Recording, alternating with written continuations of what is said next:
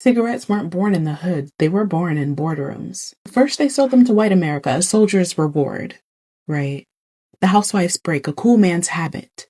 And when that market started to fade, they came for us. They came for Black and brown communities, working class neighborhoods, and the people carrying the most stress and the least protection, because that's what big tobacco does best. Find the pain and then sell you the relief. But what they really sold was addiction, dressed up as cool. In the early 1900s, cigarettes were a luxury. And then came the wars. During World War I, soldiers got them free in ration kits. By World War II, the U.S. government and tobacco companies shipped billions overseas. And when troops came home hooked, that addiction turned into profit. By the 1950s, the tobacco lobby was untouchable. Doctors were paid to say smoking soothed your nerves. Movie stars made it glamorous. And when scientists finally proved that cigarettes caused cancer, the industry ran a decades-long campaign of denial. By the 1960s, white middle-class smokers started quitting. So Big Tobacco built a new strategy, a more targeted one.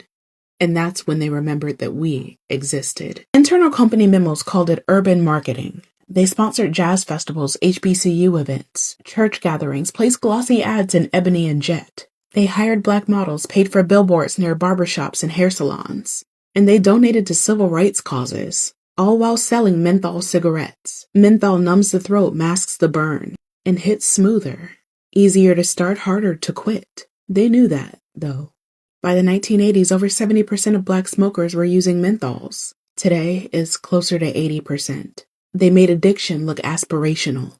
And it didn't stop there, of course. Spanish language radio, Latino cultural events, and Native communities were also targeted. The same tactics, the same promise. Smoking meant belonging.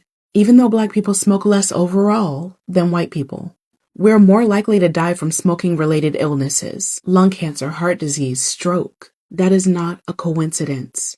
It is design.